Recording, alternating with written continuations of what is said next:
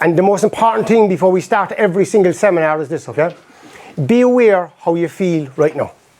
Especially the people who've come for their first ever seminar. There's people here who haven't been here for a long time. There's people here who come all the time, all right? But just be aware how you feel. Because the most important thing in life is how you feel.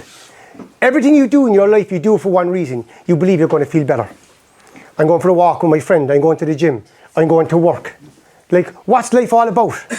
Like, why did you all come here tonight? There was a survey done in the United States by Earl Nightingale. Out of every 20 people they asked, why do you get up out of bed? 19 people didn't know. So what's that saying? We're getting up out of bed. We're just getting on with the day. Happens loads of us. Remember as a kid when you were 2 or 3 years of age, you didn't care if your teeth was brushed, your hair was brushed, you got up, you were excited, you went out the door. Imagine telling a kid, we're going to have a great laugh tomorrow. You go, what? You know, it's all about the moment, it's all about right now. But what happens as we go through life, we settle for it. We're all rushing to the next moment. Tomorrow's going to be better than today. I'll get a pay rise next week, I'll get a new car, I'll get a house down the road. That's down the road, you have to live today. Today is the day. And what happens, we go through our whole lives, and then we get to our last day, and we say, what was all that about? Like they've done studies now on surveys, and it's all over the internet, like of the richest and wealthiest people in the world. I was told as a kid, it's about money. When you get money, you'll be happy. There's nothing wrong with getting money, but it doesn't give you happiness. It gives you happiness for a while. Steve Jobs, one of the most famous men we know, we all have the phones in our pockets. He was asked on his deathbed, like, if you could take back a few things, what would you do? I spend more time with my family, I work too many hours. We all see it, but we all still do it. Take back control of your life. Don't wait 30 years to live today. Today is the day. When you get up out of bed, tell yourself in the morning, you know what, I'm going to have a good day today. When you get up out of bed, when you go out that door, what do you see? Do you see the glass half full or half empty? Do you see the opportunity? Or do you see the lack? See what happens, all of us, we settle for what is, we're focused on what is. For many years when I grew up, I had no awareness of this information. I was out in the front where I grew up in Hollyhill, and if everybody was happy, I'd be happy. Playing a game of soccer, we're having a great laugh, very competitive. And then what happened, if a fight kicked off and everyone was angry, you'd be in the middle of that. You know, we would, like whatever went on in my area is the way I felt. Unknowns to myself. I didn't know as a kid that I could change my thinking. I didn't know I could choose a positive thought. I didn't know I had the power of my thoughts. You can choose to accept or reject thoughts. So when a negative thought comes in, once I give you the tools now, you can just leave it go. Like, these tools won't make your life perfect, but they make your life better. You can have these tools for life. I was talking to a gentleman a while ago, you know, and I never knew the full story of this. I won't say the gentleman's name. But like, he sent me a message on Instagram a long, long time ago. And I responded to the message. I'm not even too sure exactly what I said in the message, okay? Because you get many messages. And he was telling me the story a while ago. He was watching the Norries podcast, and I was getting interviewed by the lads, Timmy and James. And then he went on Instagram and found some of my material and started listening to it. He was in a job at the time, okay? He was out in the graveyard and he was cutting grass and stuff like that. But he wanted to get to another job. And he just sent me a message, asked me what to do. So I sent him back a message, and I was saying, like, talking about visualization. Tell me a while ago. He go, and what I always say about visualization is you gotta see from the end. This is the key. What happens, most people, right? You have a goal, you have a vision, but what happens is the goal and the vision is in the future. I want to play with Man United. I want to make an extra $2,000. I want this. It's in the future. You gotta be the goal. You gotta hold the vision. You gotta be it. So I explained this to him. So what did he do? He went a step further. He got a picture of this big truck where he wanted to drive. He went away and got a game. I never heard someone doing this now before. Got a game with this truck inside this game. Started playing this game every single day. Had the vision of the whole thing. But like, the job he was going to, he had no experience of getting into that job. Imagine, no experience. So in other words, he couldn't do it. He had no experience, but he had the vision. And he believed it was after coming through. Every day he was playing this game. Through the jigs and the rigs. What happened? Somebody took him out. Somebody gave him lessons when they shouldn't have given him lessons. And the vision expanded. Today, now he's in that job. I told me that just a while ago, just before the seminar. He's in that job. And now he's on about going somewhere else. And I go, just keep on expanding the vision. Someone sent me a gold card yesterday. They came to a retreat in 2022, you know. And they put down a few goals on it, you know. And one, he rang me a month ago, I won't go into the details of the goal because it's very private for now because it's still not finalised, right? But look at the power of this stuff. A month ago he got on to me, maybe 2 months ago, got on to me, told me what he was doing, trying to purchase something. And I said, listen, I'm going to tell you something now. He says, but if you do this, I goes, the chances of getting what you want, I says, are multiplied by 100%, I says, right? I'm telling you. I goes, get the book called The Magic. Do it with your missus for 28 days. I said, do it with your missus for 28 days. But you guys, every day you send each other back and forth a message, you got to believe you're already in it. You got to believe it's done. Through the last month and a half, we were back and forth every few days with messages, back and forth every few days with messages. No, something happened, it's gone, couldn't get it. He was told a few weeks ago, it's gone, it's over. Rang me, yesterday, the day before, he got it. He goes, I'm telling you, he goes, since I started applying this information in my life, my whole life has changed. This stuff works, this stuff is magic. Like within every single human being, there's a gift. You were born with a gift. So what's your gift? What's your purpose in life? As Albert Einstein famously said, imagination is more powerful than knowledge. We were born with imagination. There's nothing different between me and you and an animal out there. Nothing different. We just got an imagination. We got this amazing gift. There's people in this room, I've seen them doing Ironman, I've seen people come back from injuries, I see people travel all over the world, I see people doing photo shoots on the back of this stuff. There's something happens when you're on that high frequency. For the new people, what is frequency? As you think thoughts affect the way you feel. And what happens when you're feeling good, you're vibrating on a high frequency, this frequency goes out into the universe. Then the universe gives you back situations, circumstances and events to match what you're putting out. But what happens, a lot of people, right, they're in this low negative, I can't do this, I'm a victim. As Joe Dispenza famously said, you're defined by a vision of the future or you're a victim of the past. But what happens, most people, they're stuck in the past. They're stuck in the past and they fall in love with their past. Even if their past was good, they're too much in love with their past. When you're too much in love with your past, you're stuck there. You have to have a vision of the future, and that 5-year vision, you got to believe it's right now. You got to believe it's in your hands right now. And how do you do it? Is this? This is I was doing this with a friend last night, okay? Watch this, right? Last night. Right? That's meant to be your body there now, right? We've gotten 30 stone down to 1 stone. That's after the Temple Lake, after about 5 days. So watch this now, right? So everyone out in the room, right? All right, just keep your eyes open now, okay?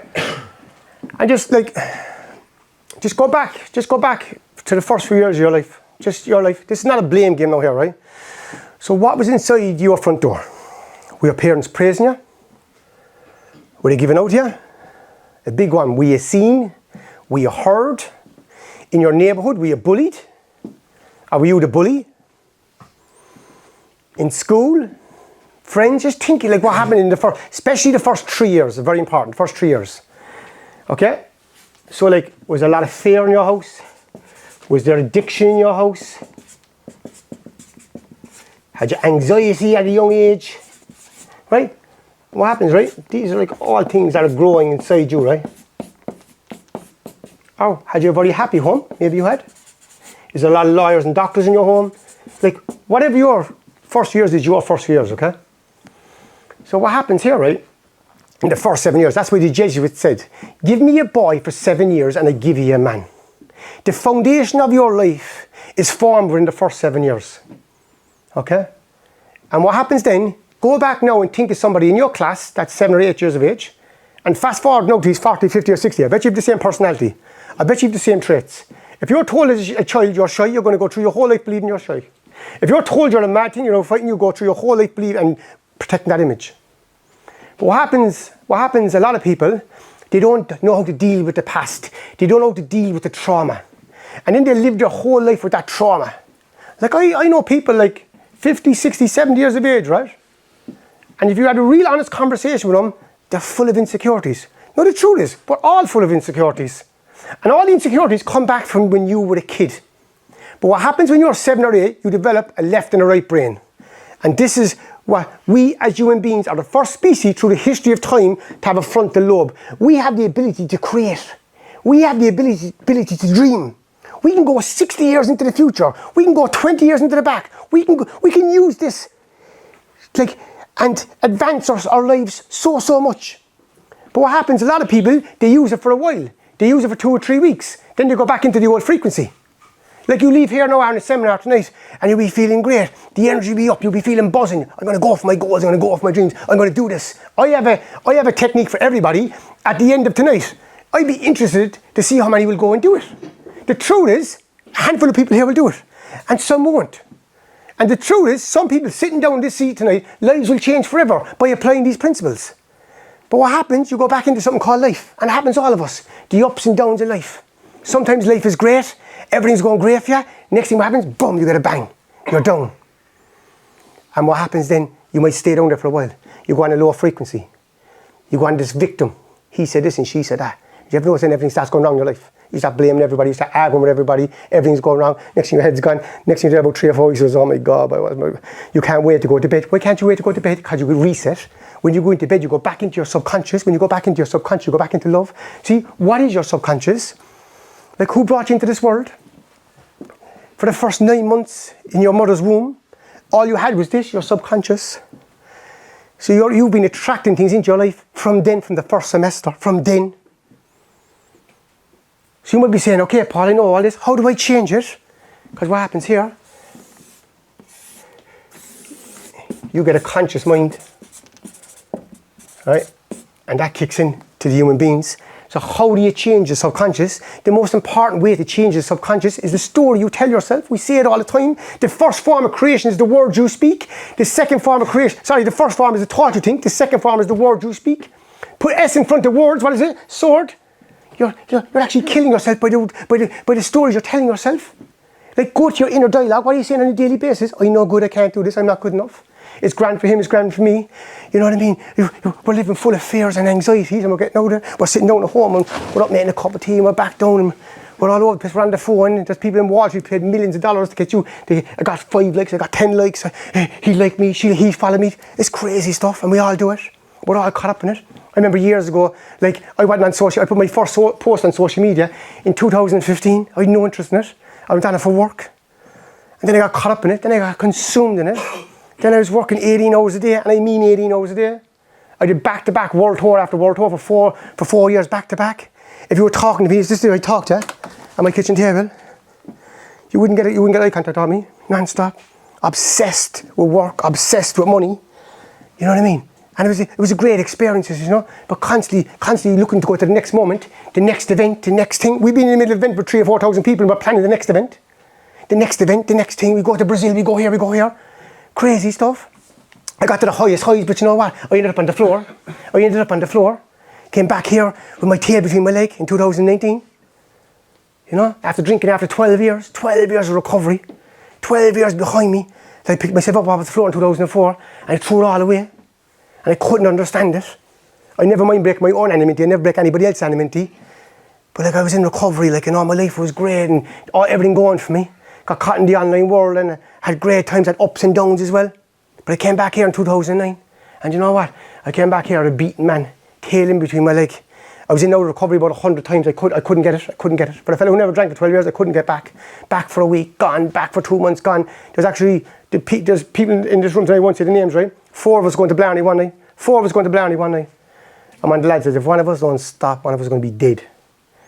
You know? Everyone in that car went back out drinking. You know? And that's the road. But that was my road. It took me a long time to accept it. But I came back. I never gave up. When my back is to the wall, I said, you know what? I'm coming back here. I said, I'm going to meditate every single day. The happiest time of my life was when I went into recovery. About a year and a half in recovery, I came across a book called The Power of Now. And in that book, I learned how to meditate. I meditated for 2 years. Every single day, twice a day. I did the Eckhart Tolle meditation. I've often done it with yourselves. It's strengthening your immune system one. Every day I've done it. The peace I felt when I started doing Eckhart Tolle's techniques. I remember I walked in Coca-Cola. This peace that came over me, I didn't understand what this peace was. I thought this peace just came when you took a substance. I thought peace was back in the house at 3 o'clock in the morning. It sounds crazy talking to someone the same thing for about 4 days and the same conversation. I thought that was peace, and that's the truth. The only time I was happy, like as a kid I was happy, but when I got caught up in addiction, I was only happy when I was out of it. And I thought that was my peace. And that's what I believed. So then when I came into recovery, I took away all the substances and I was left with Paul. I was lost. I remember I was buying DVDs, for watching on the TV. I got obsessed with them. I got obsessed with all crazy things. I didn't even know what an obsession was. But all I knew is that the substance wasn't there anymore, and I was chasing everything. I couldn't rest. I remember my head, I wasn't 1,000 miles an hour, it was 3,000 miles an hour. I remember going down the road dodging my friends and everything. I couldn't talk to them because my head wouldn't slow down. Then I started learning these techniques. And I remember I had this piece, I was driving a Proctor about in Coca-Cola. Remember this piece came over me.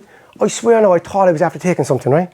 And I go, wow. I was telling everybody about the piece that I have.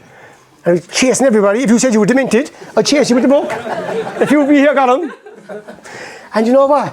I had that piece for 2 weeks. And you know what? It was a special moment in my life. I know now today, that was a spiritual experience I had. I didn't know what it was. And then I started chasing the peace, which is another addiction. You know, but then I was on the road. I knew from that day in September, October 2005 that my life changed forever. I knew I would be involved in this information for the rest of my life. I didn't know which way it would go, but I knew that I discovered something in there how to slow this down. Because nobody in my life, I remember going to meetings and talking to my dad. I said, Dad, how do we slow my head down? I used to be talking to people, go to this fella, go to that fella. I used to go to people 40 years old, how do you slow the head down? Come back tomorrow. I said, oh, if one more person tells me come back tomorrow, I said, they're dead. And that's what it was. But nobody told me you could slow it down. And this is the technique that changed my life. This is the technique that changed my life. Okay? And anyone here that, like, for the first time looking at this, or you've been here for a while, just listen to this, right? So, like, there's a situation going on, right? The analogy I like to give is just here. You have a nephew or your own child and he's in school and you got a phone call off the principal. This is the thought. He's getting fired tomorrow. So this is you then here, the thinker. Oh Jesus, I'll have to, do I know someone in the school? Can I talk to the principal? You spend the whole night trying to get your nephew or son out of the trouble, okay? Next week it could be a job promotion, it could be anything. But most of us are living here. The minute I heard that, I goes, Jesus, this is where I'm at. That's me. Then I got told, says, if you stand back from the thinker and observe the thinker, right? What happens when you shine your awareness on the thinker relaxes, and what happens? Your thoughts stop, right? So watch now the way the room will change. Love, peace, happiness. See, when you speak words of frequency, of a high frequency, what happens? The whole room changes. Do you ever go into a pub and you're having a few pints and you're relaxed, or a meal, one person who comes in and you know he's going to start, his frequency dominated everybody. So he made you. So when you meet a person, one person's frequency will win. So they'll either rise to your frequency, you'll come to their frequency. So one frequency wins. So what happens when I started studying all this stuff, what happened? I started getting this peace. And what I learned after a while is that you're creating gaps in between the stream of your thoughts. When you create a gap in between the stream of your thoughts, your true authentic self is there, which is love. And love is the highest vibration. And that's what we're all looking for. We're all looking for that contentment. In addiction, that peace was there. That peace was there. But it came from a different place. So I learned then, my journey was sobriety. Your journey could be a different journey to mine, doesn't matter. But what happens every day, right, throughout your day, there's moments where you have a gap in between the stream of your thoughts, but you're not aware of it. Your son scored a goal, yes, by buzzing. You want to jump onto the pitch. Maybe you scored a goal. Maybe you go to train, you have a good session, or go on the pads and you're buzzing. Maybe you do an Ironman, maybe you do a marathon. There's a moment where you feel great. That's a gap. But a lot of us are not aware of the gaps. Another way to create a gap is this. Just right now, just be where your legs are on the ground. Just your awareness is enough. Just keep your awareness on the ground right now and don't even go anywhere else. What are you thinking about now? Your legs on the ground. You just created a gap for maybe a second. And what happens in your mind will go somewhere else. I did this with my kids going home the other day. Just do this one, right? Bring your awareness now to your heart. Okay? Your heart is the most powerful thing in your body, right? Just bring your awareness now there and hold it there. Now, watch where your mind now will try to go somewhere else. How long can you do it? Your mind's who put out the washing while ago? Did I own my clothes? What's happening after the seminar? Because your mind will just go somewhere else. What am I going to do when I retire? That was one of my famous ones before in the shower. About fucking 12 years of age. What am I going to do when I retire? Crazy stuff like that, and it's so normal. And you go, how are you getting on keeping the wolf from the door? Your words again. You're actually harming yourself. Joe Dispenza now is doing seminars, okay? He's the most famous guy in the world doing seminars, him and probably Tony Robbins. But Joe Dispenza right now is the hardest to get to his seminars now, right? He's actually scanning everybody's brain and their whole body now, doing tests when they go into the seminars. Okay? And then throughout the few days, that's why he changed his seminars from 3 days to 7 days. You can see when they're popping, when everything is changing. He's doing seminars now, and they're doing tests on people. They did tests on people in Australia. They got everybody in the seminars, thousands of people, to meditate about them. They can see everything changing in their brain and everything as the meditation going on. He's put people in the middle of floors and done healings. This stuff is crazy. But that's the power that's within you. That's why Abraham Hicks says it doesn't matter if you're building a button or a castle, your belief in it. So what's a belief? It taught you keep thinking. And this is all beliefs here. This is all your program. So if you're not creating your program, somebody else is creating it for you. Who's that somebody else? Your environment. You got to think greater in your environment. So if your environment is thinking one way, what happens then? You're going to be conditioned that way. So you've been conditioned by your environment. The news. If the news came out tomorrow and said there was a bomb went off down the road, we'd be all fucking texting, oh, look what's going on. But if they put on the front page, today is going to be a great day, you probably throw into the bin. You know what I mean? And we're programmed to see the negative, and that's nobody's fault. But there's a big shift taking place in the planet right now. And that shift is awareness. And what happens? We're all a part of that. That's why this room is full tonight. That's why there's a lot of people tuning in online. That's why these seminars are expanding all over the world. I remember my mentor, Steve McGowan, telling me this years ago. He goes, this stuff is going to explode, he says, in the next few years, he says.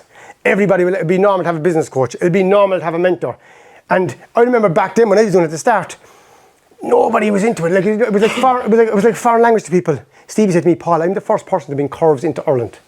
He goes, go back when I brought curves into Ireland, if you saw someone jogging down the road, you think there's something wrong with them.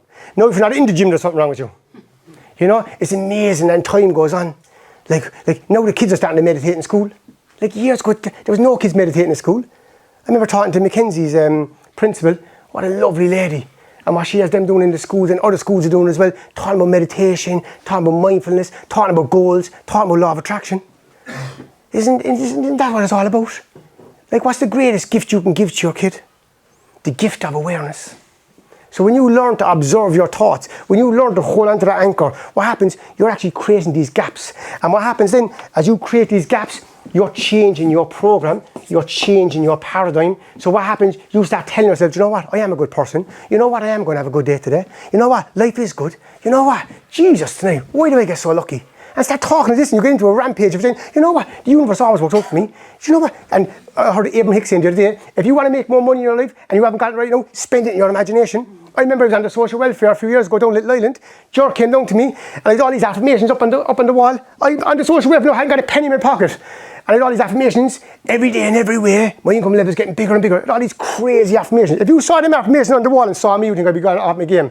Ger came down, he put up a kind of put a blind over it, and what was on that blind? It was New York. I used to go in there every day and say, I own New York. I used to go in there, I used to do it every single day. People thought I was crazy, I didn't care. You know, because I knew this stuff worked. I knew this stuff worked for me before, and it would work for me again. But when you think big, you dream big, you're elevating yourself. Because what happens, most people, we're suppressed, and what happens? We think small, and we think little of ourselves. Like, you're coming through this journey the same way as everybody else. You're better than nobody, and there's nobody better than you. We're all equal. I thought for years, like, when I was traveling around the world doing meetings, like, that other people were better than me. If you had a suit and a tie, you were better than me because they're more qualified. They went to college, I didn't go to college. I went for a school that people talked about, and the area I was full of addiction. So I taught myself that I wasn't as good enough as them. And you know what? By going to seminars, by turning up with Stevie in 2009 for my first ever seminar, by going to retreats and going to all these things, I started saying, you know what, I am as good as him. I put down my goals in 2009, the first goals I ever wrote. A lot of you know that story. You know, a few months ago I was doing a seminar, people asked me to talk about goals. I had all these goals down on paper. I actually didn't see them goals since 2009. Every single thing on the paper came true. Like, the power of writing your goals on paper on a high frequency, especially after a seminar. I don't know what happens. Nobody in the world knows how it works, but all we do know is that it works. So put this stuff into practice, you know. So, like, what's another way to change your subconscious? Shock. And that's when we're doing goals, when you put pen to paper, when you put emotion into it. See, what happens, right, is that if you want to bring something into your life, right, you got to feel it, okay? So you can't have what you're not. So if you're not feeling good, okay, this is very important. If you're not feeling good, let's say, and you got a break in your life, you got something into your life, you attracted something huge in your life, you can't keep it. It's impossible. It's impossible. A lot of people, right, through their lifetimes, through different areas, come into, let's say, a big pot of money. Okay? And what happens, right, if you're not vibrating on that level, right, you have to lose it. I didn't understand this for years, because I came into it a few times, and I'm an expert at losing, so don't follow me, right? But like, a few times, right? So I'm here to social welfare a few times, it's crazy, right? But what happens, right? But when you start vibrating, so how do you vibrate on a higher frequency? By the story you tell yourself. You do it in the gym, you're hitting the pad, you're buzzing there, come back out in the morning and tell yourself internally, it's that mental voice. But what happens, if you spend 40 years being negative to yourself, you're not going to change this in one day. So start off by 2% of the day you're going to feel good, then 5% of the day, then 10% of the day. Then after a while you start getting a few breaks, things start working out in your life. These are universal laws. You know, these laws are out there, whether we like it or not. It's the law of attraction, there's the law of vacuum. If you want to bring more stuff into your house, you got to get rid of what's there. There's the law of gravity, we all believe that one. If I leave this go, what happens if it falls? These are all laws that govern the whole universe. So whether you like it or not, it's working your life. So why can't you bring it into your life easier? It's energy, this is a game of energy. So whatever you put out there, you bring back into your life. So if you want to bring in goals, you shock it into your subconscious. You get out, put on a song, go into a car, go out the road and feel that goal, right? Feel that goal, feel it inside you, right? Then you bring your vision into it. So when you feel good, when you're vibrating, then the vision comes. So now you're actually inside it. Like that man a while ago bought a game. He was in that. He believed that to be true. Like how many of you in the last few years have done the same thing? And then it manifests in your life. Then when it manifests, you nearly question it. Oh, that was over something else. It was, and it was because what you're vibrating on. It's universal laws. You know, Edison had 1,000, I think it's 1,073 experiments. And 1,072 failed. One worked, like. And he did up the world, like. That started with a thought. So has Edison got a different mind to you and me? No. We all have the same mind. There's no difference. It's just your belief system and my belief system. We believe we're not good enough. Again, what's a belief? A thought you keep thinking. It all comes back to thoughts. Every sage through the history of time have agreed on one thing. We're a product of our thoughts. We think about 90,000 thoughts a day. Okay? Some of us 180,000 thoughts. You know? People say don't have to count them. But what happens? We over one situation, but then the next day we'll have another situation. You ever finish the situation? Say, if I get over this situation, my life is perfect. You get over the situation, about 3 days later you're caught in another situation. Your mind will make something else a problem. And that happens all of us, okay? But like the power that we have here, we're a ball of energy, we're like electricity, and we're vibrating, and we have a signal that goes out. Like, can you imagine like ringing 96 FM and Red FM answered? You'd be saying, what's going on here? Well, it can't happen, why? Different networks, different frequencies. Like I can't ring Breffney and get through to Paul. Imagine ring Breffney, Paul answered. So what's going on here? Fucking wrong over here. I say, that's some fucking bad frequency. Do you know what I mean? But like, you know what I mean? Like, so everything is frequency, and we are the same, right? We are frequencies, right? And what happens? Like, what's the frequency of love? What's the frequency of anger? What's the frequency of hate? So what frequency are you on? What frequency do you want? Like if you had to analyze, and this is all about you. If you had to sit down now, right, and say like through the course of my day, like what frequency am I on? Like before 1980, the whole world was calibrating on less than 200. Another word for calibration is frequency. That's Dr. Hawkins says that, he's brilliant. But like, what's calibration less than 200? Fear, anxiety. So a lot of our parents and their parents were vibrating at that level, right? So it's nobody's fault what happened to you in your life. There's nobody's fault, right? When you know better, you do better. You know what I mean? This is the dice you've been rolled. Like a guy went to Moji's retreat and he was on the streets, and this guy had a spiritual awakening and he became enlightened, right? And the story was like Moji said wasn't that a great experience for you to come back into this incarnation, to go on the streets and now to be where you are right now? You never know what the future holds. You never know what happens and where you're going to end up. You know? But if you're caught in the victim consciousness, blaming everybody else for what's going on, you're only holding yourself back. Like if you go down the road, right, and a fella passes the road and you start shouting at that person, and really like, you put it off on him, right? If that person goes home and gives that anger to his kids, that anger has to come back to you. It has to, through your window being broken, you're losing money, a bill, a job, whatever. So whatever you put out, you have to get back. So be careful what you're putting out, and be careful of the words you're speaking in front of your kids. It's great to see all the lads there, back there, and Demi and Aaliyah and all the kids, like 13 or 14 years of age, and they're coming to seminars. Imagine getting at that age. Imagine getting this at that age. Like it happened for me when I was 25. Like when I came into recovery, that's my journey. But like, through your darkest day could be your biggest breakthrough. Like, if you told me that day on the 23rd of January 2004 when I was inside Charlie's with a paper full of fear, full of anger, I didn't even know what fear was.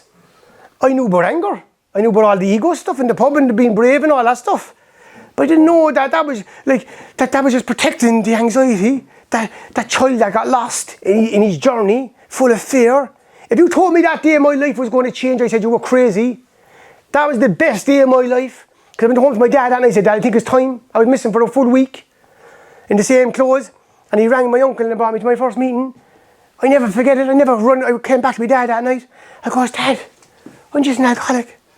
I thought I was schizophrenic. I thought there was something wrong with my brain because I was thinking differently and I was turning on everybody. I remember going out like sober, like, and I know now today it's called psychosis. I didn't know what psychosis was, but my brain was scrambled and all my friends and my loved ones and my family who I drank were all still doing their thing. And I was saying there's something have to happen to me, like, but I couldn't tell nobody. I tried to tell a few people in the public and throw one-liners out and what are you talking about? Have another drink there, boy. Oh, fucking 4 bags there, though. This psychosis was great crack, you know. And you know what? I was the first of all my friends to break away. You know, but I look back at that, my dad, I remember going to my dad, one of my buddy's stags was 6 months later. Everyone was going on my buddy's stag and with my best friend, like, and like we were going to the wedding and like it was the grooms at the wedding and everything and I was up in a heap. A few lads here went to the stag, like, oh my God, I remember I went into meetings in January, I was talking about that stag for 6 months, they were sick to death of me. We never stopped talking about the stag. And I was going up to the last night and I pulled out. You know, I never went.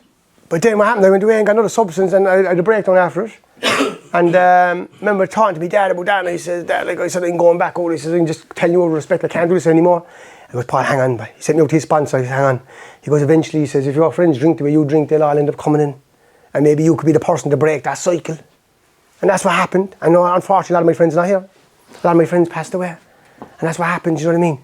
You know, so life is precious, guys. You never know what's going to happen tomorrow. You never know what you can do. Like get up in the mornings. Don't look at what you can take from the world. Look at what you can give from the world.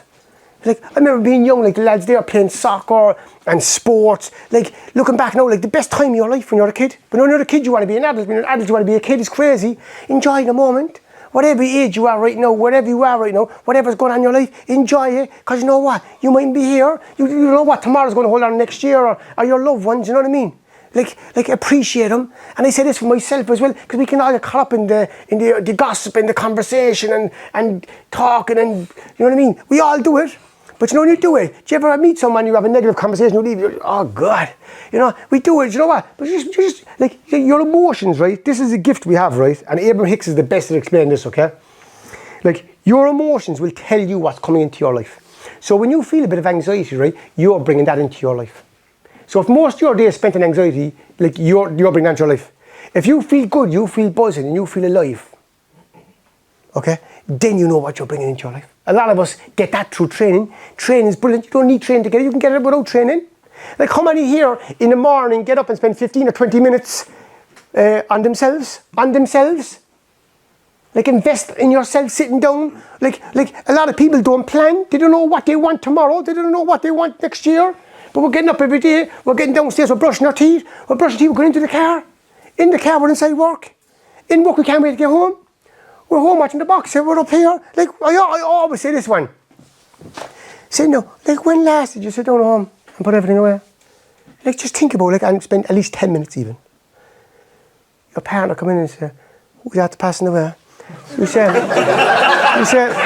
no, boy, I'm just imagine saying, like, I'm just having the crack. But we're all, like, we're sitting down, we're going for the cup of tea, we're having a cup of tea, getting a bit of chocolate, doing this crazy, like, imagine you with a camera on yourself for the day, like, imagine we see your thought. Imagine going down now, street like, what the fucking hell? Hear me, I didn't start the presentation yet, I better get back here.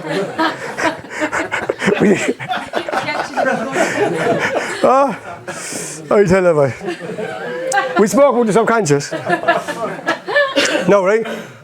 I spoke with most of them already. The thing you have down here, lad, and anybody wants these only a few pointers that we have there as we go along. You can send a message tomorrow in Instagram and Sinead will give it to you, the pointers that we have there, right? One here I have down here, right, is dream big. Like, I did it there in the meditation, right? A lot of people think you have to meditate and just sit down and just go, only 2 years. Meditation, you can meditate anything. Like, know what meditation is? Meditation is peace. Meditation is relaxation.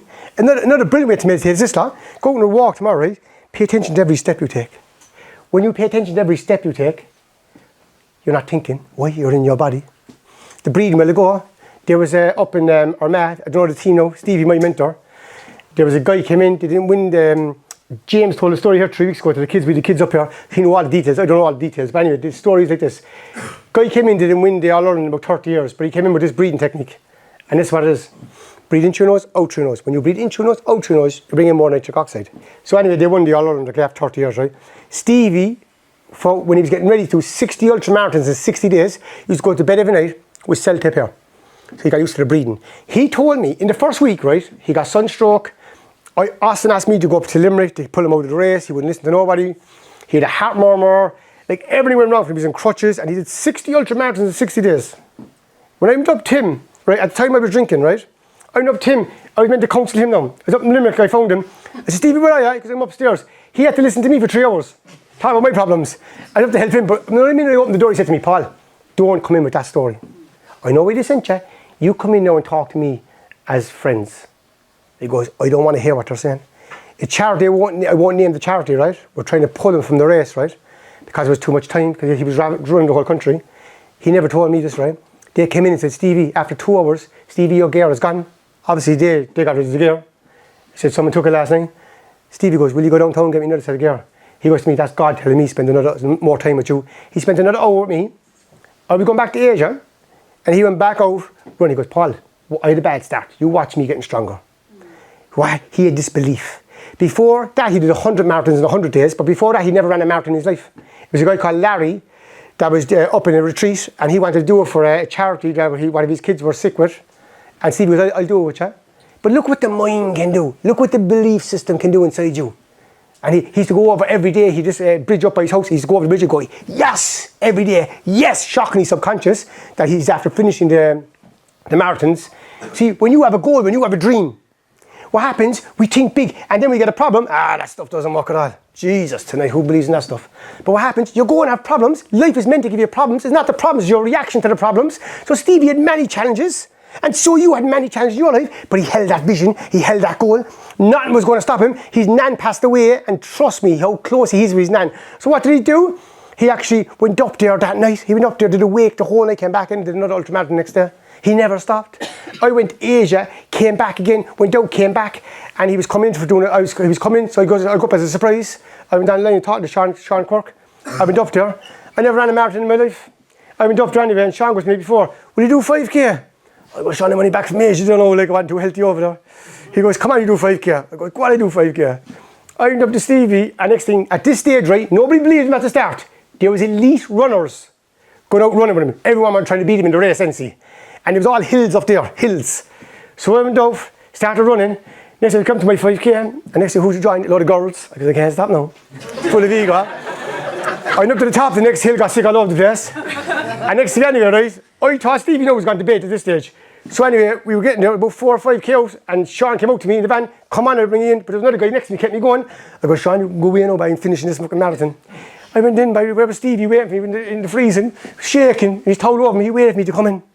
He's doing 60, he's doing an ultramarathon now, which is 60 miles or 50 miles then? 40 miles a day. 40 miles, 50 kilometres or something. 64 kilometres. Every single day, right? And he's still waiting for me to come in, shaking. I didn't know he was waiting for me at all, right? But you know, I went away and did it with him, right? I was in pieces, and so a lot of you do Ironman and stuff like that. Like what the body can endure. Like, you know what I mean? Like, put your energy into Ironman if it's that. Put it into sales and work. Put it into your family. But like, you have so much untapped stuff inside here. Edgar told the story. He was going down the road, and there was a man sitting down. He was begging for money, and he asked for money. I got not even no money. He goes, see the box you're sitting on. He goes, that's where the goal is. What he meant is the goal is inside of you. You have to take the journey in home. When you take the journey in home, that's where the magic is. And what happens at the start, you start feeling this peace. Like Moji calls it perfume, like perfume coming off your body. You feel this peace. And this peace thing, you might get a minute, 2 minutes of this peace. Next thing you go away, next thing you keep on practicing, you're doing your gratitude, like going out the road, another game for the day. Every single person you see, send them love. Simple technique. But see how long you can do it. Or try even 4 hours of a day and not complaining. Just, like it sounds so easy, but try it. And what happens after a while, right? You're conditioning yourself to see the good in people. You're conditioning yourself to see the positive. Like if you see somebody, right, who won the lottery, right, straight away in your head you're saying, why wasn't it me? It's a natural instinct for all of us, right? But no one someone else wins the lottery, celebrate you while you're on the same frequency. No, if an ambulance passes you and fires and you heard it, that means be careful because you're on that everything is frequency. There's no, everything's synchronicity. There's 8 billion people in the world, right? And we're all connected. How my friend's thing that I shared a while ago, the goal he had came true. You couldn't write this now, how it came true. And it came true, he goes, but how does it work? I goes, I don't know, but it works. So when you hold that vision, there's 8 billion people working for you. So you put it out there, hold the vision, dream big, think big. But this is the problem, right? And this is what Einstein said. There's 2 things wrong with human beings. Poverty of imagination, which is this. And this is the key, weakness of attention. Einstein, what a man. What's he mean by that? So when I say where to go, when you observe, right? So we do it again, right? So watch this now, right? So when you just observe, right, your thoughts, right? Your thoughts come and go, right? So just observe the thinker. So when you observe the thinker, what happens? Straight away, right? You're present, right? Watch this now. Watch the room again, like love, peace. I love my life. Just watch the difference in the whole room. Life is amazing. Peace, love, happiness, joy, freedom. So what happens now, right? You're speaking from presence, right? So now, right, watch this. This is the key now, right? People said Eckhart Tolle never spoke about goals. He's after speaking about them in the last year, Law of Attraction. Watch it now. This is what Eckhart Tolle says. You have to feel it, right? You go present, right? This is the key now. Now you bring your vision in. So if your vision is people want 3 things in life. More money, better health, and better relationships. That's basically it, right? So let's say it's health. Let's say your goal is you want to lose 5 stones. Let's say you're 20 now, you want to go to 15, right? Right? So let's say, this is your vision. So you're feeling good, you're present, you hold that vision of 15 stone. Okay? But watch this now. You hold it. Your mind doesn't go anywhere else. At the start, your mind will go everywhere. But when you practice this, it's like going to the gym. If you go to the gym and walk on one arm, imagine, no one does it. They walk on 2 right to balance it out. So what happens, right? If you don't practice this right, your mind will go scatty like this. You're like the madman again. But after a while, right, you get 1 second, 2 seconds. Then what happens? You're expanding the vision. And when you keep on expanding the vision, right, then you're able to hold it for 5 minutes, 10 minutes, 15 minutes. That's where the magic happens. Abraham Hicks says, if you can hold on to it for 4:17 seconds, that's 68 seconds. That's equivalent to 2,000 physical working hours. That's where the magic happens. Some people will come here tonight and the first night they'll get that watcher. Some people might take a few months. It doesn't matter. It doesn't matter. It's about a journey. It's about progress, not perfection. That's another trap. Like I'm spiritually more advanced than another person. Like there's nobody. We're all here. There's nobody more advanced than nobody. We're all here. We're all on a journey together. Some days are better than other days. Sometimes in our life, there's a lot of turbulence going on. And in the middle of that turbulence, you can't see any light. You can't see any light. There's dark days and you're saying, oh my God, like will I ever get... And imagine how, like when you're in them dark days, like the last thing you want to be hearing is someone saying, hello, my friend. You were saying, oh my God. You know what I mean? Like, I remember years ago when we started all this, I was getting screenshots. Your man said something about you. I said, so what, like, who cares? It doesn't matter what anybody else thinks about you. I spent so many years worried about what the neighbour thought about me, the man down the road. It's crazy, like, we're so, like, in a 4-mile radius, right? If somebody in Grown or knocking in your family says something about you, like, you nearly go up to the door. It's crazy, like. You know what I mean? You're ringing Manny. Manny, go over there and sort him out. You know what I mean? Cheap, like. Yeah. I'll stand behind. You know what I mean? Like, but it's crazy, right? But then if someone in China or someone in Vietnam said something about you, you wouldn't care, like, so who's he, like? But it's mad the way, like, our minds go. It's crazy, you know? And you know what? We get caught up in the small stuff, in the nitty-bitty stuff. You know what I mean? Don't get caught up in the small stuff. You know what I mean? Focus on what you want in your life. Focus on what's important to you. So, we're going to do a video here, right? This is a video by Bob Proctor, right? So, people sit and do nothing. Then something comes along, they have to do something, they'll do it. But it never enters their mind that they're the most creative creature on the planet. Nothing will equal you and me. Nothing. We can do anything. And most people are just trying to get by. Bitching all the way from the cradle to the casket. Right? There was this Harvard study, right? Everything I'm speaking about here, right? Go and Google it after, right? This is a powerful one, right? There was this Harvard group went into this monastery, and there was people there 70 and 80 years of age, so 8 volunteered to do this. So what did they got in? Getting all the tests. They tested their memory, down to their fingernails, their hair growth, tested every single thing about these human beings, okay? They got them to go back 22 years in their lives.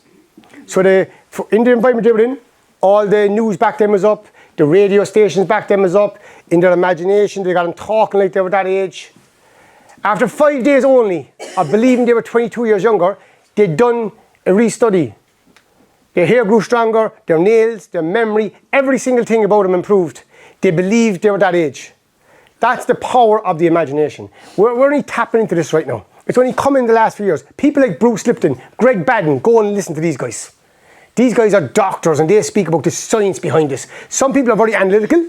Like if you drive a car, some people are happy with the car driving. They don't need to know how it works. Other people want to know everything. So if you want to go into the science of this, like Greg Baden and Bruce Lipton are amazing people, right? They'll break this down every step of the way with you, right? But this is the power of the mind. Another one here, right? A World War II story. There was, back in World War II, when in the war and stuff like that, okay?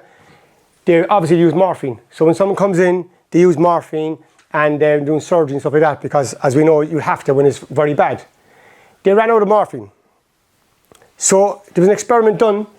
They gave one of the soldiers a sea salt and they were able to proceed with the operation with no pain. That was the start of a word called placebo. Okay? There's another study done in America that people who go on tablets for depression, all this kind of stuff, right? It's been proven now that 90% of them don't work. It's been proven, okay, that they don't work, right? The tablets you'll be given don't work. And there's studies not been done on this, okay? There's a guy just got in, Bobby Kennedy, and he's going after everything in the food industry. Back in the 90s, the fag companies, when they were under pressure, they said the fags don't cause cancer. We all know that they had to admit in the end it did. These fag companies bought the food companies. So all the food companies in America now, they bought them. And they got the top scientists in the world that have paid the most money to get you addicted to the food. That's why all the sweeteners are in the food. Like people drinking Coke Zero. I worked in Coca-Cola for many years. Over Coke. Coke Zero is worse because there's more sweeteners in it. You know, look what's in the food. One of the big things that's causing problems in today's society is food. Humours, anxiety.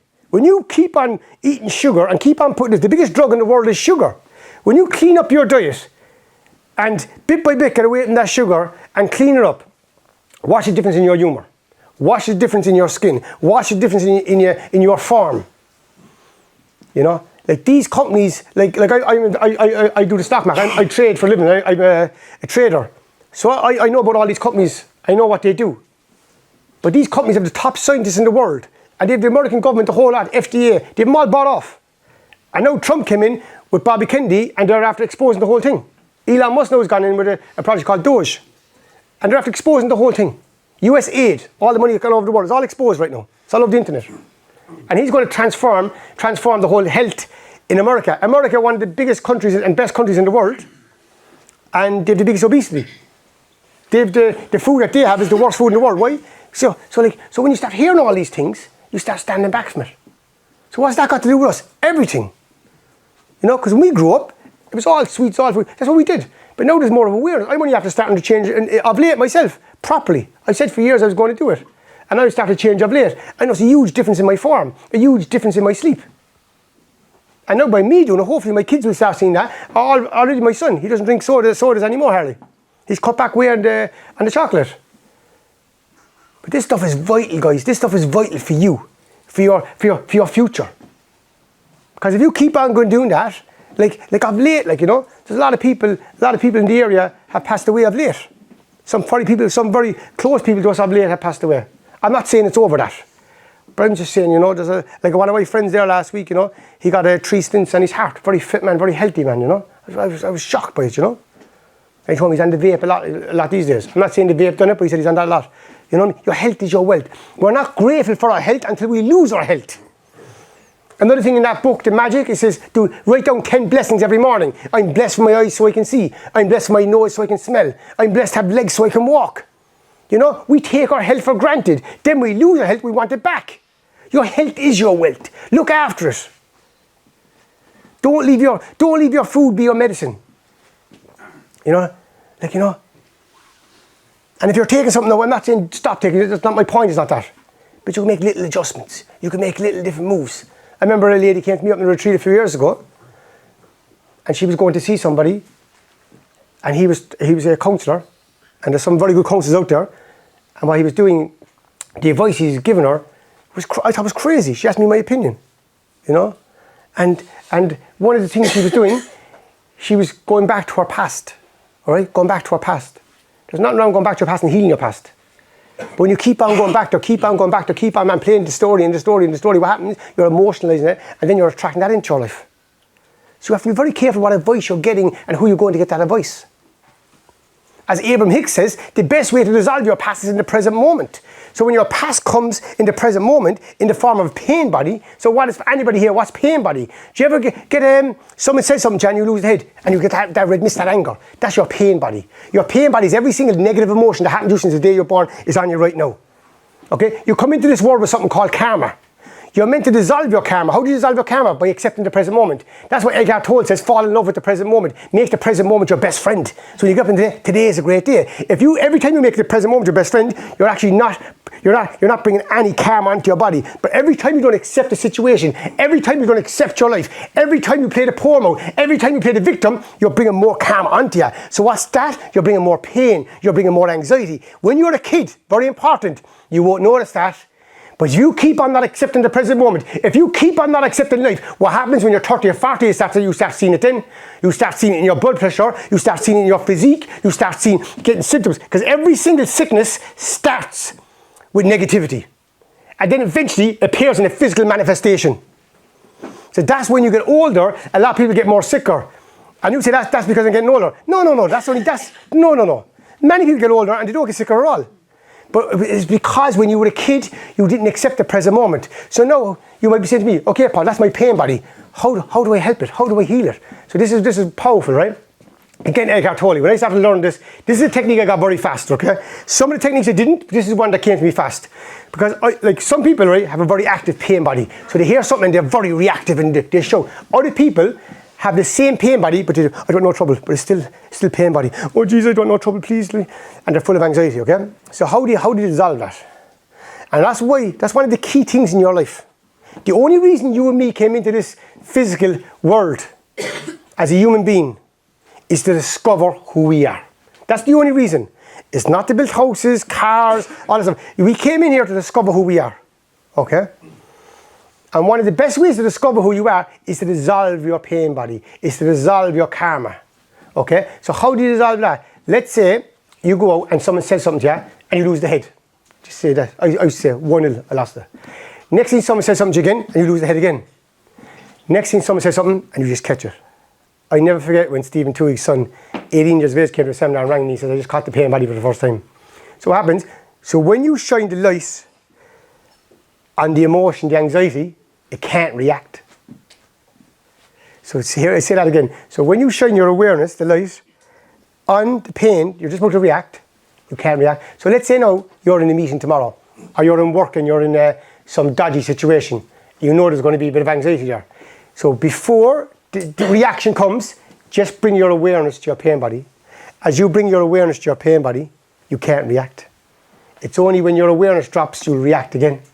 So what happens with practice, you'll start catching it, and then you're going to be in meetings. This has saved me so many arguments. You're going to be in meetings, and someone will say something, you won't even react, because you're so aware of the pain body. The best time to catch the pain body is before it erupts. It's like a volcano.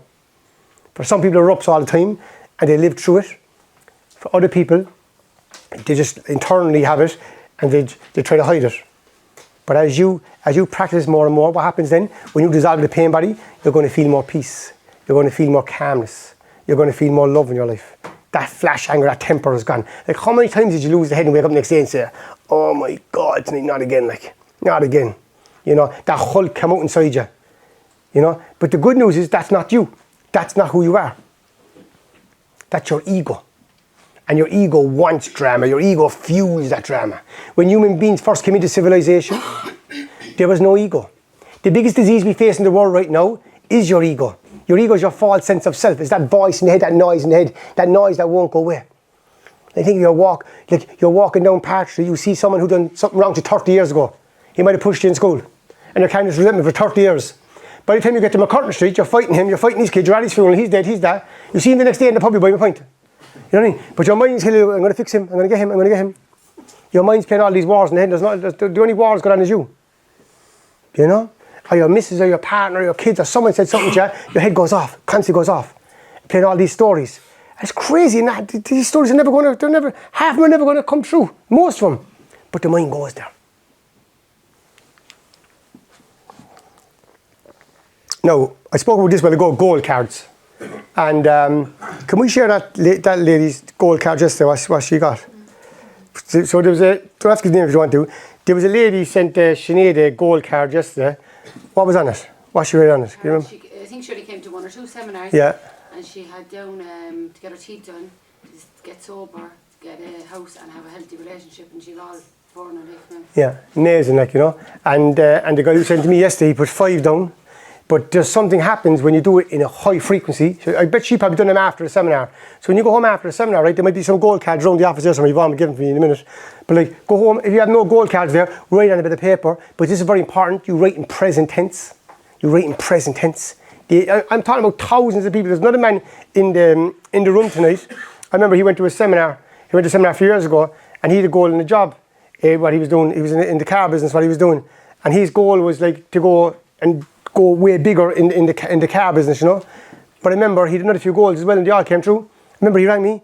He goes, "I'm after getting a phone call to take over this place." He goes, "That wasn't meant to happen for 10 years' time, but I got it now." But he put it on paper. He goes, because in the business he's in, it normally doesn't happen until you're way older, you know. But he got it, he put it down. And now he's running that place, and they're the best sales in the country, you know. And how I met this man, it was crazy, like synchronicities. I was going out to a meeting one night, a few lads here in the car, and I was driving the car, and I know it, and I loved it, and I wouldn't change it. My son used to say to me, "You're telling me every year you're going to change the car, you never change the car." I goes, "I love this car, I don't need to change the car. But everyone has a new car and you don't." I goes, "I don't care, I love it." I said, "Wash it every week, clean it every week." Next I went to a meeting one night, I'm on the lads, I won't see them, I won't break it because I'm empty. A big puddle, I went to put a big flood, and he goes, "Well, leave the meeting, you get through it." I goes, "I won't get through it." He goes, "You get through it." I wouldn't go through no flood in a million years. Went through it, and the car stopped. I goes, "Oh God." Next thing he goes, "You be grand, keep going." I goes, "Oh God." I goes, "I'm not going to get through it." Anyway, we got through it, right? He goes, "Drive away, it's grand." I drove away anyway. Next day he goes, "Go up the road, you'll be fine." I did all damage to it anyway, right?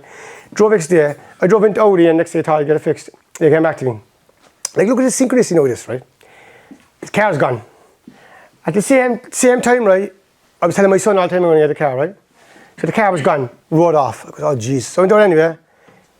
Looked at a few cars, drove around a few cars, and down into this gentleman's place where he was, and best salesman in Cork.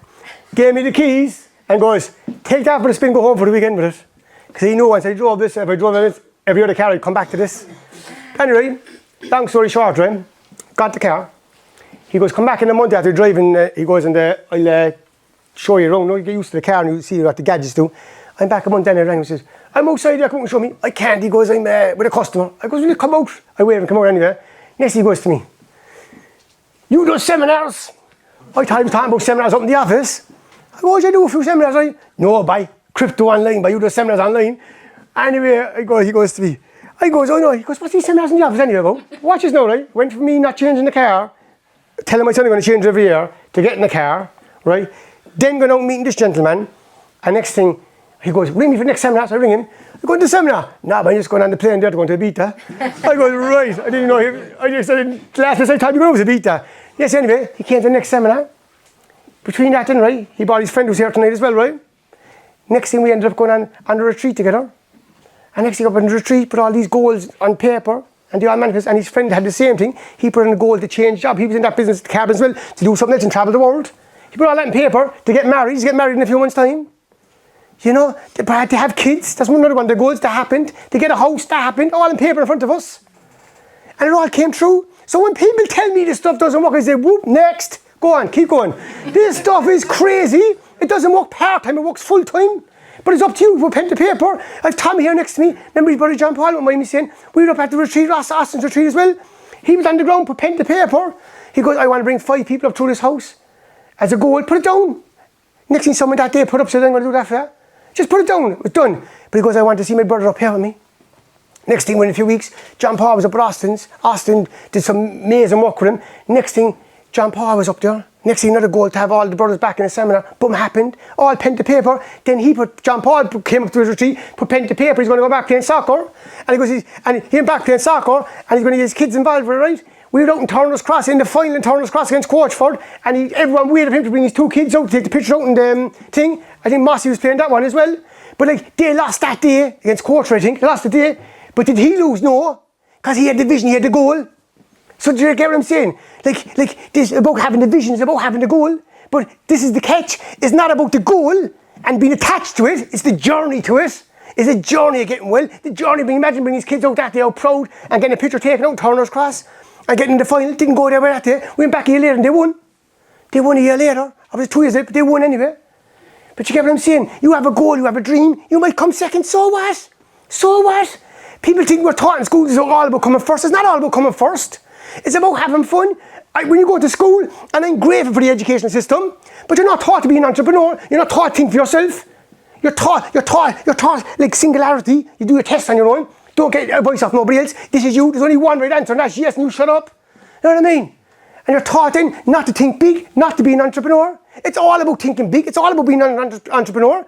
We're not talking residual income. One of the most important things to be taught in school. There's kids here tonight. Listen to this. Don't rely on one source of income. I relied on one source of income for all my life. I was 37 years of age. Again, I lost every single thing again. It's only a few years ago. I was up in Limerick at a seminar, and there was a few people speaking there, and one fella changed my life. He came in from England, and he was involved in property. He had physical gold, and he was a trader. Because this is a mistake that every single person makes. And at this stage of my life, I was after travelling the world. I never heard of it. He goes, it's something called residual income. Have multiple sources of income. I goes, that's what I'm going wrong. I always had one source. I do very well in the job, do great, make money, then lose it all. Then lose it all. And I couldn't understand it. From that day, my whole life changed. I goes, that's it. I'm going to have multiple sources of income. It started with a thought. I remember meeting up with Stephen McGowan in 2017. This was 2015. So it took me a while to get it going. And at that time, he says to me, he showed me, like we did a vision board, did goals. Every single week I send him my vision boards. Every single week without fail. If you open the office inside there, you'll see all the vision boards in there. At that stage, 99% of my wealth was in one asset class. He was like, yeah, Paul. I kept on saying, I'm going to do it, I'm going to do it, I'm going to do it. He goes, what way would you like it to look? He goes, send me a picture. I sent him a picture of what way it would look. He goes, right. And over time, it manifested, and I was able to do that.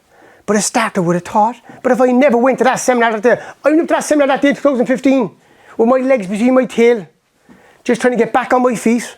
I was on the social welfare the year before, so I know what it's like to be on my feet. I mean, on the ground, like, and I ended up there barely getting by, barely could afford the seminar. I went up on my own.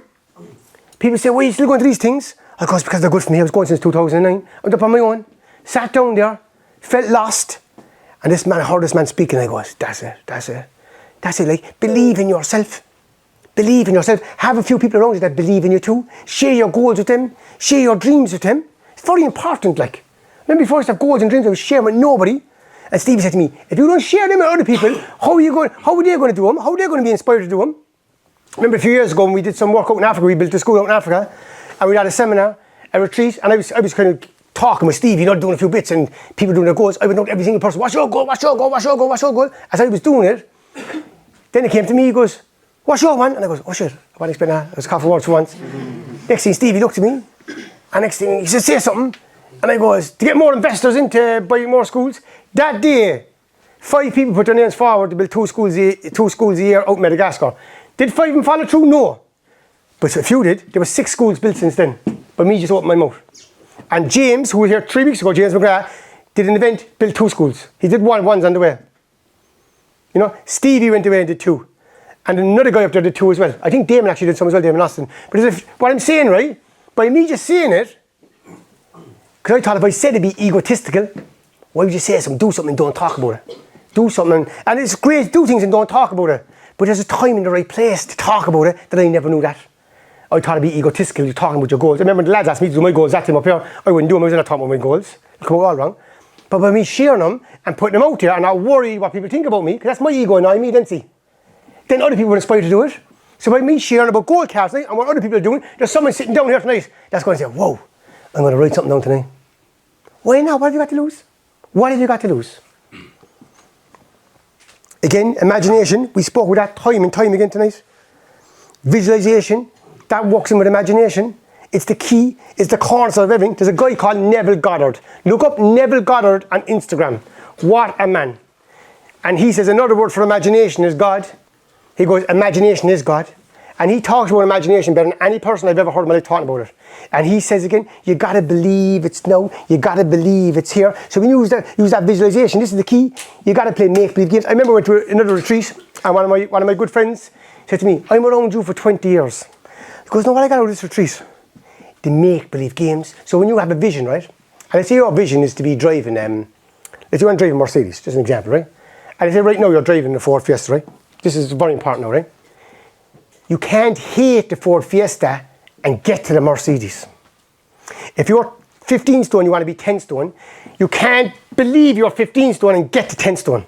If your relationships are falling apart, right, you can't be complaining more and more about them and get to a better one. You got to believe you're in the Mercedes. The man will ago who got the game and never got a game of the job he wanted and started playing this game, right? And it came true, right?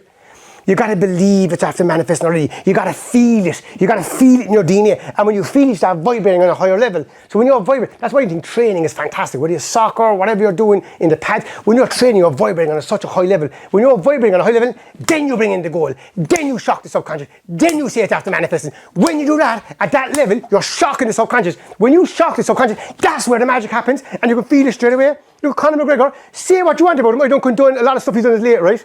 But say what you want about him. When Conor McGregor was on the rise, what a man. What a man. Who's his favourite person? Abraham Hicks. He went over with John Kavanagh, over to New York. What did he say? Go back to one of his first ever videos. I own this place. He said, I'm the 2-weight world champion when he was nobody. So what was he doing? Affirming it. When you speak it and put it out to the universe, the law of attraction comes back. Who else did it the best? Muhammad Ali. George Foreman Boomba here, getting into everybody's head, talking, I am the best, I am the greatest. Was he the greatest boxer of all time? Absolutely not. But he's probably the most influential sportsman of all time. He did it differently. There was better boxers than him. But he did. Everybody still remembers him because he was more than boxing. You have the same ability as any of them. You have the same ability as George Foreman, Albert Einstein, Edison. It's just your belief system. They done that. Maybe you do something else. What's your gift in this world? What's your purpose? What do you want to do? Don't wait for it to happen. Do it now. Do it today. But you got to think big, and it'll start off like, you know. If you're in a negative space right now, there's nothing wrong with that, okay? Nothing wrong with that. I was there myself for many years, right? I was there in the last year or two. I was there many times. Like in the last few weeks, I was there a few times because I had stuff going on. It happens to all of us. There's nobody gets this perfect every day. But I promise you, by practicing this information, these tools and techniques, you'll get way better at it. You'll have way more good days than bad days. But your belief is everything. Your belief in yourself, your self-image. Like, let me ask you another question. What is your self-image like? Just ask yourself this. Like 90% of the world don't love themselves. Isn't that awful to hear? Isn't that awful to hear? You can you look at the mirror, right? Right tonight, take this out. Can you look at the mirror tonight and say, I love myself? But if you can't, you can say, you know what, I'm not a bad person at all. You know, after a while then, it gets way easier. I like myself. Then you can start, you'll get to it, I love myself. And you know what, there's nothing wrong with saying you love yourself. Because you truly can't love another human being until you love yourself. Now when you look at a kid and you feel that love, you can't feel that love unless that love is inside you. Why do we love kids and animals? Because a kid have no ego. A kid have no, when they're babies, they're pure. And we love them for the way they are.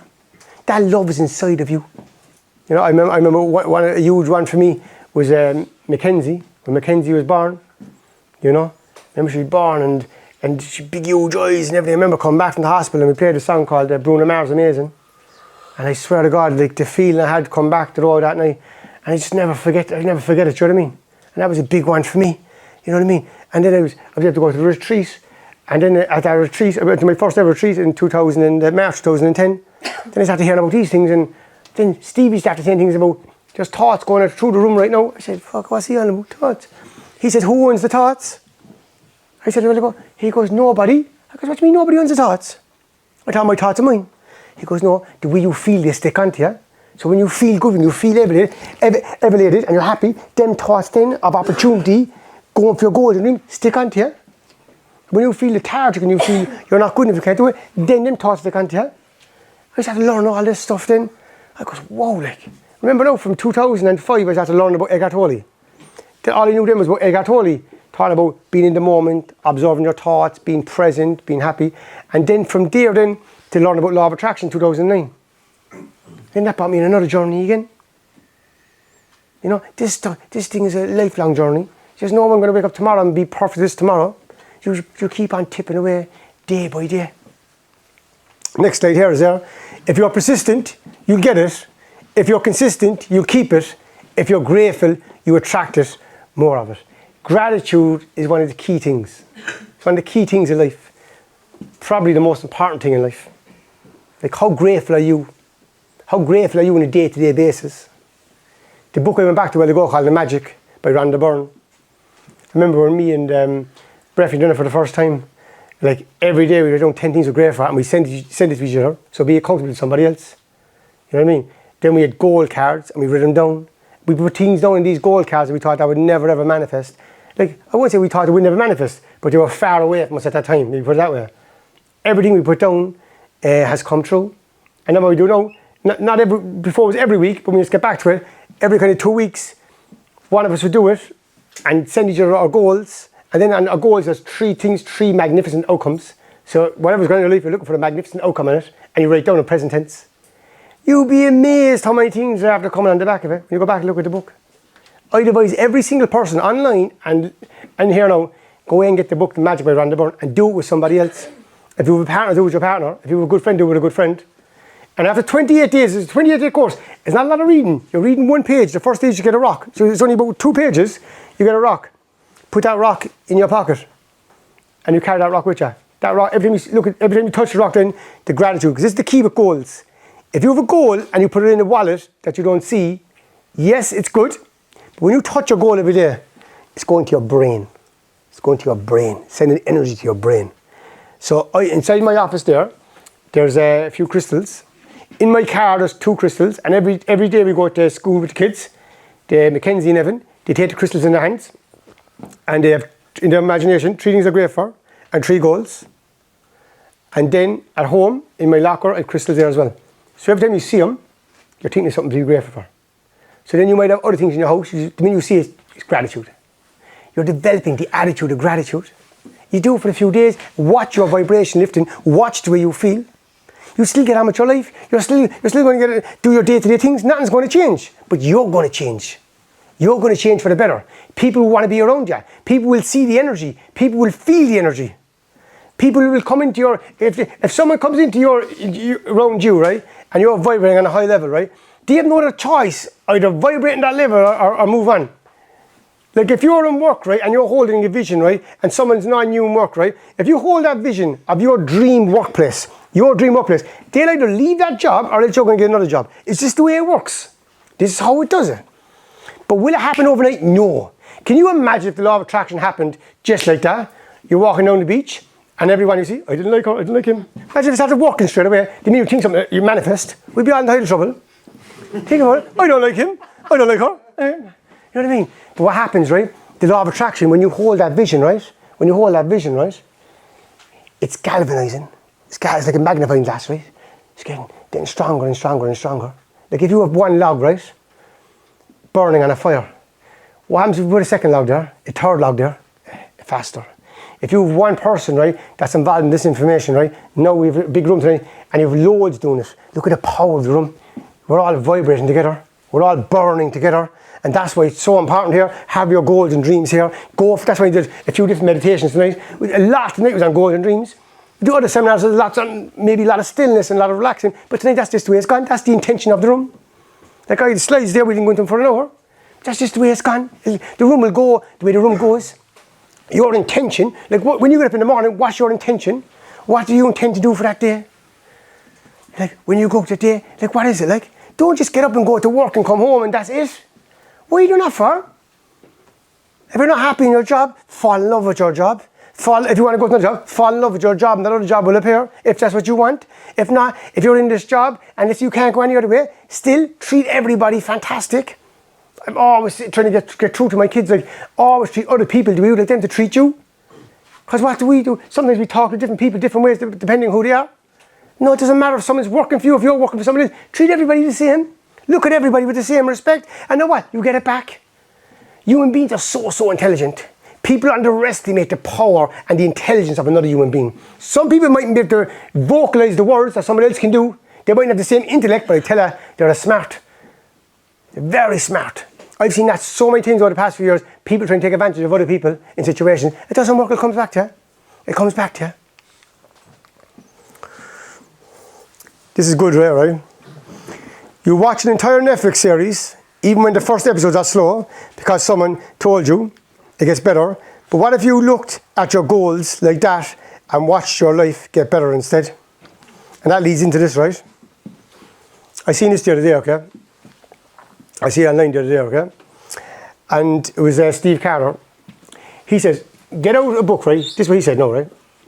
And write 300 things. I actually took that away before the seminar. I could go to 300. But the reason I'm saying this, okay, is that if you get out a copy tonight and write down your goals and dreams, maybe even 10 of them, 15 of them, 20 of them, what we do at the retreats is like, we can get out and just keep on writing. Stevie's unbelievable for this, like, keep on writing and writing. And you might be saying, 300 things is too much. How long would it take you to write 300 things? An hour of your time?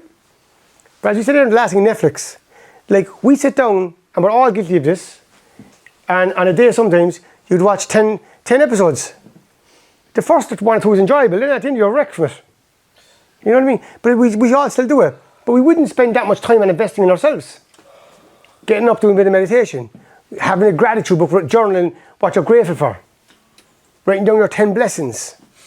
Like, this is something you should be doing every morning. At least spend 15, 20 minutes on yourself in the morning. If you haven't got time, get up 20 minutes earlier. Meditating is a huge thing. We've grouped there, Glenn puts in the meditating there every morning. A lot of us are doing it. Very good. That was one of the things I was guilty of over for many years. I used to meditate before every single day, and I stopped. When I came back in 2019, after drinking, I meditated inside there with Glenn and Mickey every day for a year and a half, without fail, besides the weekends. Monday to Friday, every single day. I went to a place inside that room that I never went to before meditating. It was crazy, you know? Like, I can remember in the middle of COVID. We can say it now because it's over. But in the middle of COVID, we were up here in the office and the crowds were like this. It was crazy. Like, we were up here one night, there was 92 people in the office, you know?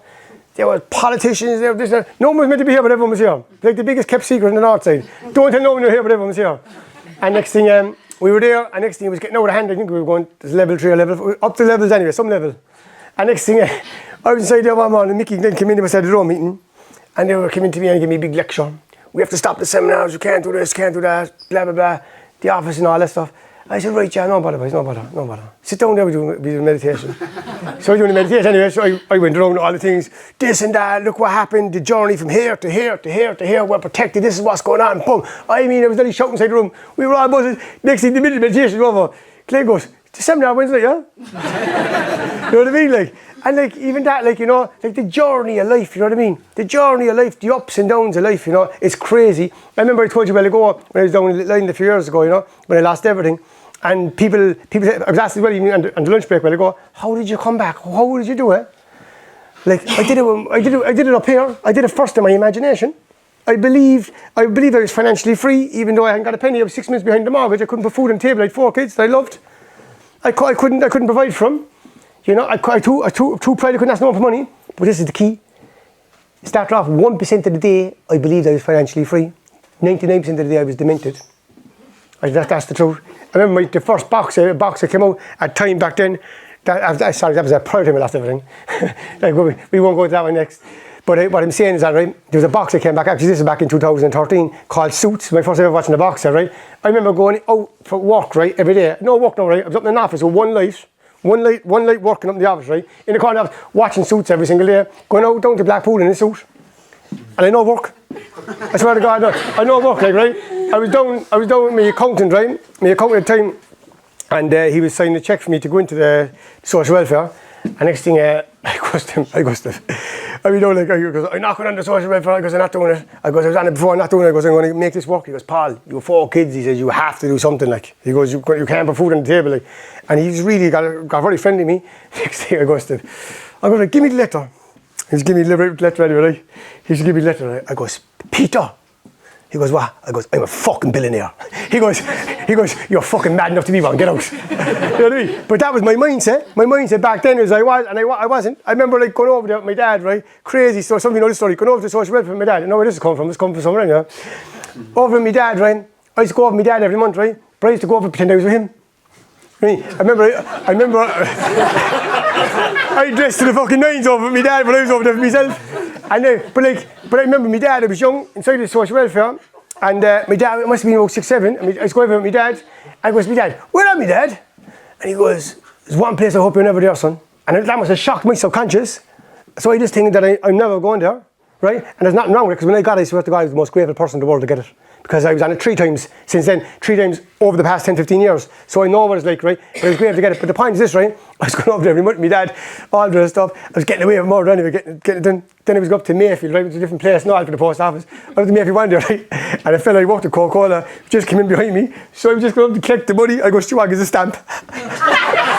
Your mom was looking, saying, your mom was looking, saying, that's there. I goes, no, man. I went down the road, right? I was waiting for your man to be gone by. Your man be gone by. We didn't buy. I goes, got away with that one. Right, it's over, right? Not long after I was over with my dad, right? And we were over in the social welfare, right? And next thing I knew, right, I see this fucking fella in front of me. Fucking Timmy, fuck's sake.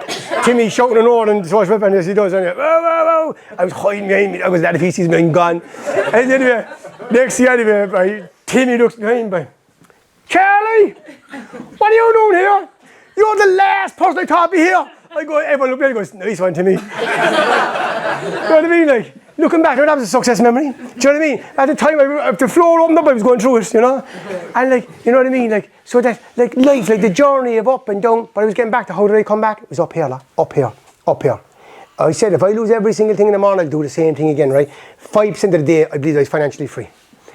10% of the day, I believe I was financially free. 20%, 30%. Next thing, I got a phone call off a buddy. He goes, would you go up and look at this thing over in Portugal? I goes, what? He goes, this thing called crypto. I goes, what's this crypto thing? 8 months he was on my case for this thing. I was like, go. I went over there. Nobody would go over there, right? But my mindset, I said, I'm going to fucking come back. My biggest resentment was Ireland. I hated Ireland for something that previously happened. So my number 1 resentment, I was full of resentments that I had to work on, right? But my mindset was there. I'm going to spend 8 days with this guy. 8 days, he told me everything what was coming with this industry. I was, what? I did a European tour when Ethereum was $650. We were buying Bitcoin when it was $170. Was $550. But like, my mindset. There was a girl over in Thailand called Yok. I went over there with my business partner. We went from there all the way to Bangladesh. Barely had money to meet one person. We flew all over the world, doing all pictures. My first post on social media was this, 2015. Facebook, boom. We kept on the momentum going. We got to dress like billionaires, we want to be billionaires. We got this mindset, we got to travel business class, we ain't got money to travel business class, but we were still doing it. If we want to do it, because we got to really play the character. So we were getting business class and we had no money.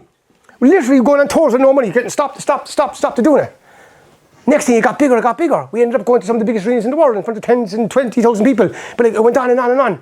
People, when we got there, said, they got lucky. They didn't get lucky, they got lucky. They started with the mindset. The mindset, you get breaks. So what happens when you have the law of attraction, there's intuition, your impulse to do this. People say, how do you know it's the right thing? The way you feel. When you feel good, you go for it.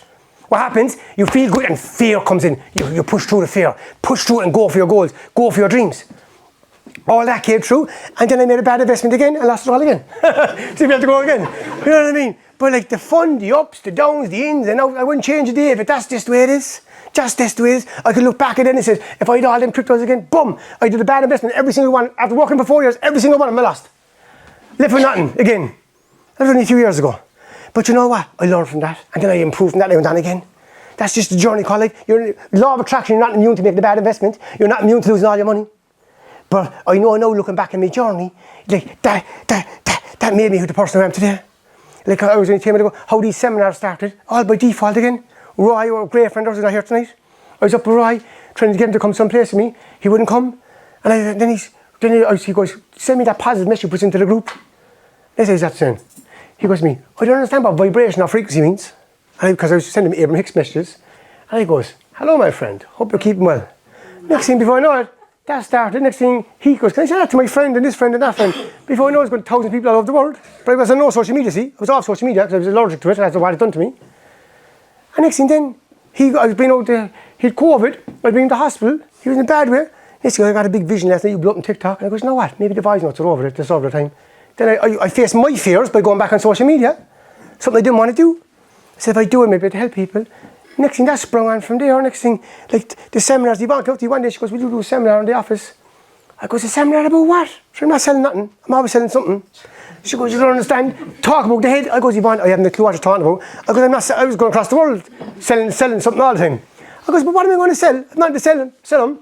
She goes, you don't understand. You talk about the head, they'll understand. I goes, go on, I'll do it for you. There was 22 people up here in the office, and that started. And so if I didn't face my fears, you know what I mean? Like I couldn't accept that I drank for many, many years. Now looking back, if I didn't drink, I'd be still out in Asia. So when I came home, I would be back and forth like because what I was doing and the rewards was too big, I wouldn't have came home. So by me going back drinking, like now I understand my journey. It took me, it nearly killed me again. I not dramatized that, it literally did. Then to come back home in 2019 and then to get sober again and put everything in. If I didn't get sober again, I wouldn't be here tonight. And look at the journey we're after being on Hold On My Friend for the last few years. And I say we're, it's got all of us. Even when the Opera House there last year was one of the most defining moments. I was up on that stage in the Opera House, and I swear to God, I felt we were all up on the stage. I never ever feel it's about me, I feel it's about everybody. I feel that everybody who's coming here as a part of the journey for the last few years, the kids, doesn't matter what age you are, ups or downs, we're all a part of this journey. We're all inspiring each other to be a better person. That's what it's all about. That's what it's all about. And you know what? We're going to fuck up. We're going to mess up. We're going to do things that we shouldn't be doing. And that's just called life. It's called the journey of life. But once you get up in the morning and once you try to be a better person, that's all that matters. If you make mistakes, you're going to make mistakes. But once you don't get up in the morning and try to hurt another person or try to be vindictive or you know what? All that stuff comes back at you. There's people who will do that to you. But karma will come back to you. Karma will come back and hit them in the face. Because I know that's how it works. So that's here. So what I was saying here with that is write your list, right, of what you want, right? So that'll come back up here now, right? I said 300 will ago, even if it's 10, 20 things, what you want in your life.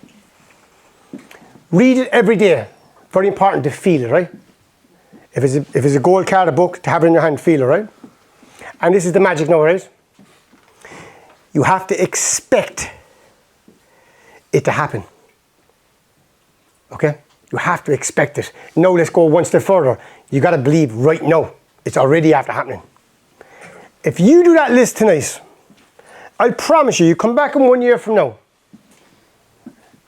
And like, most of the stuff you put down on paper will have to be coming true. It's just the way it is. It's just how it works.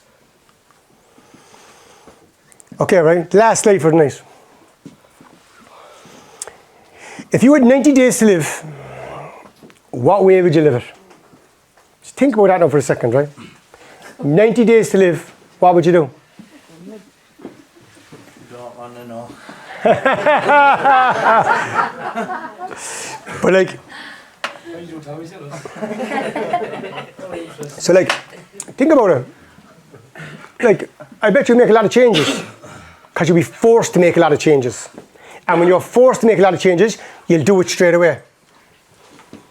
Don't wait for that moment. Don't wait for that moment. It's today. It's now. Get up every morning and live it each day as if it's your last day. And enjoy it. So watch this now again, guys, right? Just be aware of the stillness in the room. Just the presence, right? We're coming to the end of the seminar now, right? Last few minutes. Just be aware of the silence. And even after, like, just like say to yourself, like, love, peace. And this is a brilliant technique, right? Your hands in your heart, right? And just say the words, I am. Watch this now. I am. I am. I am. I am. I am. If you're ever full of anxiety, just affirm them words, I am. When Jesus said many years ago, I was going to Mass, I am that I am, I never understood it. You're not your name, you're not your body, you're not your thoughts. Your name is I am. That's why they say the affirmations, I am healthy. But a lot of them can't say that because it doesn't sell well, it's not sexy. I am healthy, I am happy. Every affirmation they say should come from I am. I am is what your real name is. I am. And when you say it from I am, you'll feel a sense of peace straight away. You'll feel that frequency.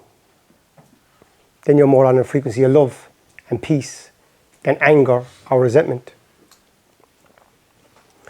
And before we finish up as well, guys, right, there's a box around there somewhere here, right? I guess every week I forget to say this, right? So, you know, we don't charge for seminars or retreats or anything like that. We never charge, and we never will either, right? But what we do is each seminar, right, we do a donation, right? And I just keep on forgetting to say it, right? So we've done a few for penny dinners, right? This one is for the nuns in Blarney, right? I'm just going to leave that up here. I think there's 1, 2 boxes around the place, right? Like, guys, it's the thought that counts now. No one has to put in there if they don't want to, right? But we'll do that in a minute, not now. Put it away till a minute to finish, right? What I'm saying, right, is that all the money will go to the nuns, right? But you don't have to get we've another few minutes to go, right? But if you can, and if you can't, there's no pressure, right? I don't even kind of like asking really, but like if you can, there's no pressure. And some people came tonight, they probably have no cash, they've only revenue, so there's no problem, right? If you have nothing on you tonight, right? The next seminar you come to, we'll have the box here as well, right? So, and it's going for a good cause. The nuns in Blarney, guys, some of you might know it and some of you mightn't, right? They've helped so many people in my family's lives and a lot of families around the city. It's one of the best treatment centres in the country, right? Like, normally to go to a treatment centre these days, you have to go through a protocol, you have to go down, like someone like Table Lodge was doing amazing work. It's hard to get in some places like Cool Mind these days, like Bury, very hard. The nuns there knocking the door, and there's a bit of baby, they take you straight in, and they're very holy people, like, they don't ask for nothing, and they keep on taking people in, like that who are going through traumas. Imagine how hard it is for them, you know, and they've helped a lot of people. And also, guys, right, my brother Glenn there, I spoke with Stevie there a while ago, and Stevie done a lot of good work for my family, and my brother as well. My brother was up there a few years ago, and he was going through his own pain at the time, you know. And Stevie actually said he saw an elite athlete in him. Glenn started running, and he did a few marathons, as you know. Then he teamed up there with Stephen and Eddie and the lads, and done a few Ironmans, and done some amazing work around the place, you know. But what Glenn done, he put his whole story into a book, and there's a book behind you there tonight. They're free, not charging no one. So if everyone, even if you took a book before, take another book. If you want to take two, take two. And if you have one, give to somebody else. There's a lot of people after reading them books and the poems there in the last few years, you know, and they'll have to give them an awful lot of help. So we just thought that, we were talking today, and he said, I'd like to do this for everyone tonight. So again, guys, take the book, give it to somebody. And as we close up tonight, guys, I just want to thank, there's a lot of people I could thank, but like, there's a lot to get these seminars ready and to keep going and to keep pushing. If you asked me a few weeks ago would I be up here doing a seminar, I would have said no, we'll do one in a few months. And I thought I wouldn't be doing one for another while, you know. And it was getting the encouragement of some people very close to me, especially there, my sister Yvonne there, like she does a lot of work behind the scenes there for all of us in the family, and encouragement there to get me back up here tonight and doing this, you know. And I'm never nervous doing a seminar at all, but actually a bit nervous today, and sometimes I don't be nervous. But I was today, come back up after a few months, what way would I be and stuff like that, you know. And I just want to thank Yvonne and everyone else here as well, like the support I got from a lot of you here in the room, friends, Breffney and loads of you here in the room tonight, like over the past while has been very, very, very grateful for it. So with that, guys, I wish everyone well. Thanks very much.